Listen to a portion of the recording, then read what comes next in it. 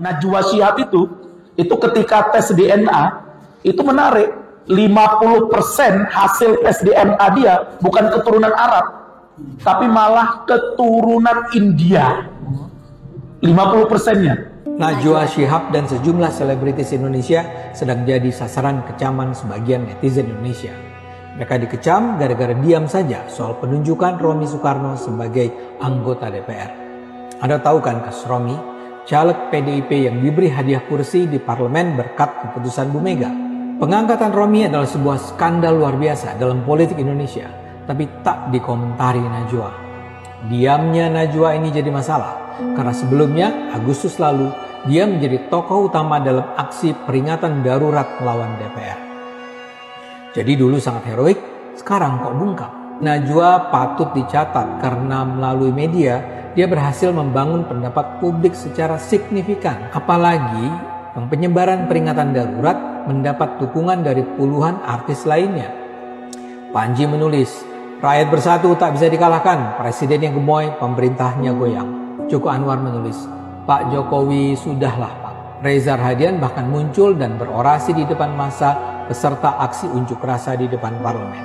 Tapi kini, gambaran luhur itu memudar ketika Najwa dan kawan-kawannya memilih diam melihat bagaimana Romy Soekarno menjadi anggota DPR. Romy Soekarno masuk parlemen karena dua nama caleg yang memiliki suara lebih besar darinya, Sri Rahayu dan Arteria Dahlan, diperintahkan mundur oleh PDIP. FYI, Romy ini adalah cucu Soekarno dan keponakan Megawati. Jadi dua caleg terpilih PDIP itu harus mundur agar Romy yang datang dari dinasti Soekarno bisa masuk parlemen. Arteria Dahlan yang sudah berulang kali masuk DPR menyatakan kepada publik bahwa dia mundur karena diminta partai dan diminta langsung oleh Romy. Arteria mengatakan dia itu kan menjadi anggota DPR sebelumnya ya karena Bu Mega. Jadi sebagai petugas partai dia harus mengikuti perintah Bu Mega. Betapapun mengharukannya jawaban Arteria, itu adalah keputusan yang bertentangan dengan demokrasi. Dan masalahnya Najwa sekarang ternyata diam saja. Begitu juga dengan puluhan artis yang juga sama-sama memasang poster peringatan darurat yang disebar Najwa. Karena itu mengherankan bila Najwa dan kawan-kawannya membiarkan ini terjadi. Dalam pandangan saya ada beberapa kemungkinan. Pertama, mereka diam karena memang tidak paham betapa bermasalahnya skandal ini. Jadi dulu mereka itu ikut-ikutan saja atau panjat sosial atau cuma cari sensasi. Kedua, mereka diam karena dulu itu mereka ikut gerakan peringatan darurat karena mereka sebenarnya anti Jokowi dan partai berkuasa. Tujuan utama mereka adalah memungkinkan PDIP mengajukan calon dalam pilkada dan menyingkirkan Kaisang. Karena tujuan sudah tercapai, ya sekarang mereka diam. Ketiga, yang paling menakutkan adalah karena dulu mereka terlibat dalam gerakan peringatan darurat karena dibayar. Halo guys, Najwa Shihab masih terus digasak warganet soal ucapannya tempo hari yang menyebut Jokowi nebeng pesawat TNI AU saat akan diantar pulang ke Solo sehabis pensiun menjadi Presiden Republik Indonesia diantarkan secara kenegaraan. Tapi malah disebut nebeng oleh Najwa Shihab. Kini banyak netizen kaget. Ada benarnya Najwa Shihab ini korban sakit hati atau korban kebusukan hati kepada Jokowi. Kasus cucu Soekarno yang dipaksakan menjadi anggota DPR oleh sang nenek Megawati tak diangkat beritanya oleh Najwa, padahal Najwa teriak peringatan darurat dan politik dinasti. Tapi politisasi cucu Soekarno agar menjadi anggota DPR tak ubahnya seperti politik dinasti. Segala cara dilakukan, termasuk mengganti calon yang sudah menang yang diperintahkan mundur oleh Megawati agar sang cucu mendapatkan kursi di DPR. Berikut kita saksikan lagi opini-opini terhadap ucapan Najwa Shihab yang kini dia hanya memilih bungkam. Ternyata Opung Luhut pernah bentak Najwa Shihab ya. Katanya jangan cuma kau yang menjadi pahlawan, jangan merasa sok jadi pahlawan nih, kata Opung Luhut nih. Kau sebagai warga negara renungkan setiap tindakanmu dalam situasi krisis macam ini. Pak Luhut, tapi jangan kamu sok paling pahlawan sendiri, sok paling bersih. Pak Luhut, saya mau tanya langsung spesifik to the point. Yang Anda maksudkan deklarasi kami di Magelang beberapa waktu yang lalu, itu yang menurut Anda birahi politiknya tidak bisa dikendalikan? Najwa, nggak usah ngadu-ngadu. Saya bertanya supaya spesifik, Pak. Tetapi ngomong-ngomong birahi politik, ngomong-ngomong birahi politik, pilkada tetap itu silakan. Ya, Pak. Direnungkan. Saya udah katakan tadi Najwa. Kau sebagai warga negara renungkan setiap tindakanmu dalam situasi krisis macam ini. Pak Luhut, Ya, tapi kalau jangan kamu sok paling pahlawan sendiri, sok paling bersih. Ya, jangan. Keadaan ini sekarang bicara soal nyawa manusia, bicara masalah kemanusiaan. Ya kita juga dong. Kau katanya beragama. Ini salah satu tanggung jawab moralmu kepada rakyat Indonesia, di mana kau berada. Yang membuat kau makan, membuat kita makan. tetapi pada faktanya pilkada tidak ditunda oleh pemerintah. Bukankah itu sama saja berpotensi menciptakan klaster?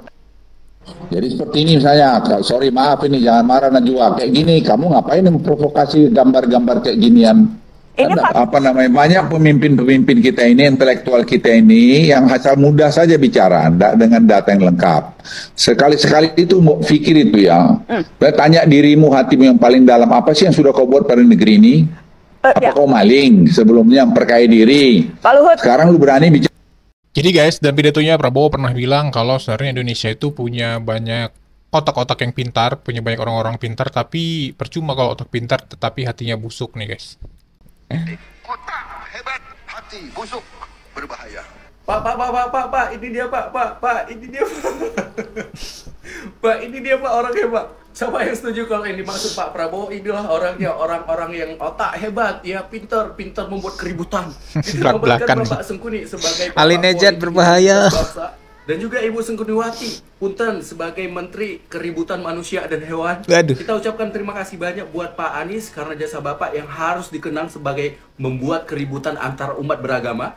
Gara-gara tidak mendukung Imam Mahdi untuk menjadi presiden, saya dikatakan kafir oleh pendukung Bapak. Tidak perlu menjadi minoritas untuk dikatakan kafir, tapi cukup berbeda pendapat dengan anak-anak Abah. Kemudian terima kasih buat Nek Nana atas muslihatnya segala macam. Dengan ujaran kebencian, fitnah bersama medianya narasi, beliau sudah berhasil untuk membuat masyarakat kita benci kepada Pak Jokowi. Program beliau yang harus diingat yaitu program peringatan darurat, di mana program ini bisa membuat orang-orang benci kepada Pak Jokowi. Tapi sangat-sangat disayangkan buat Ibu Sengkuniwati, program peringatan darurat ini tidak dilanjutkan ke part 2, padahal di depan matanya sudah jelas-jelas politik dinasti. Kita ucapkan lagi terima kasih banyak atas jasa-jasa kalian, sekarang pergi. Kenapa kemudian Mbak Nana selaku jurnalis tidak netral dan kemudian memprovokasi masyarakat untuk bikin panik, yang mengupload seruan darurat demokrasi ya menggunakan burung Garuda. Kita tahu burung Garuda adalah lambang negara dan simbol negara ya, dan juga menjadi kebanggaan kita bersama, sangat sakral, kemudian hanya dipakai untuk memprovokasi masyarakat ya. Mbak Najwa Shihab adalah warga negara Indonesia keturunan Yaman yang seharusnya mereka nenek moyangnya tidak ikut berjuang, seharusnya mereka itu berterima kasih pada bangsa dan negara. Mbak Nana berkehidupan dengan berlimpah harta benda, ya, hidup di negara kita, ya, dia numpang hidup, ya. Seharusnya Mbak Nana itu harus berterima kasih pada bangsa dan negara, jangan kemudian bikin gaduh. Jikalau kemudian Mbak Nana ini seorang jurnalis, seharusnya dia menginformasikan sesuatu yang fakta, ya. Kalau Mbak Nana kemudian mengatakan bahwa Indonesia dalam kondisi darurat demokrasi, tidak mungkin Mbak Nana bisa mengkritik enak udeli dewi ya tanpa pernah di proses hukum, tidak pernah dilaporkan. Inilah asal-usul si Ratu Nebeng seumur hidup yang selalu buat provokasi di Indonesia. Najwa Shihab itu ketika tes DNA itu menarik 50% hasil tes DNA dia bukan keturunan Arab, tapi malah keturunan India. 50%-nya ya. 30%-nya itu Afrika punya. Jadi keturunan India Afrika ya. Arabnya cuma 3%. Oh ya. Itu Najwa Shihab loh. Oh ya. Oh alah, ternyata ya si Ratu Nebeng seumur hidup ini hasil tes DNA-nya itu menunjukkan 50% keturunan peradaban. La ilaha illallah, jabang bayi. Pantes saja ya, dia itu mulutnya selalu sering buat gaduh dan provokasi. Ini yang ngomong ini loh ya Pak Ustadz loh ya, si duta peringatan darurat alias si Ratu Nebeng seumur hidup. Gimana menurut kalian Lord? Sudah tahukah kalau sang Ratu Nebeng seumur hidup ini keturunan dari Perindapan. Ini yang ngomong Pak Ustadz loh ya, aku aja baru tahu loh ya Mbak Neno. Makanya tuh loh ya, kalau punya mulut itu mbok yo dijaga agar kamu ini tidak selalu buat gaduh dan provokasi aja nangel-angel.